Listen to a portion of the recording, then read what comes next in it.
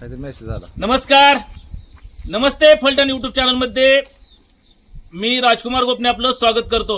बरड तालुका फलटण येथील आळंदी पंढरपूर महामार्गालगत जिओ पेट्रोल पंपाच्या शेजारी असलेल्या सचिन उत्तम लंगोटे यांच्या घरी आज दिनांक 9 जुलै रोजी पहाटेच्या सुमारास या ठिकाणी घरफोडी झालेली आहे।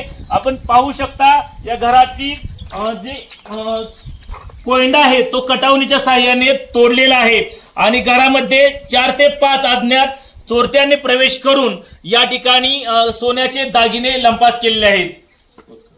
आपण पाहू शकता सत्तुराचा धाक दाखवून या ठिकाणी या घरामध्ये उत्तम लंगोटे हे झोपले होते। त्यांना सत्तुराचा धाक दाखवला आणि या बेड मधले सर्व साहित्य या ठिकाणी अस्ताव्यस्त केलेले आहे। 5 लोकांनी या ठिकाणी पहाटे 1च्या सुमारास यांनी कटावणीच्या साहाय्याने कडी तोडून घरामध्ये प्रवेश केला आणि या ठिकाणी काही सोन्याचे दागिने साधारण अर्धा तोळा सोन्याचे दागिने, यामध्ये काही गळ्यातले दागिने होते, काही कानातले दागिने या ठिकाणी चोरून नेण्याचा प्रकार घडला आहे।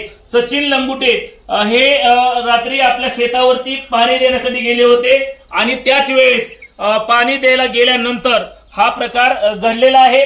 याबाबत बरड गावच्या पोलीस पाटील अश्विनी टेंबरे यांना याबाबतची माहिती दिल्यानंतर त्यांनी फलटण ग्रामीण पोलिसांना याबाबतची माहिती कळवलेली आहे।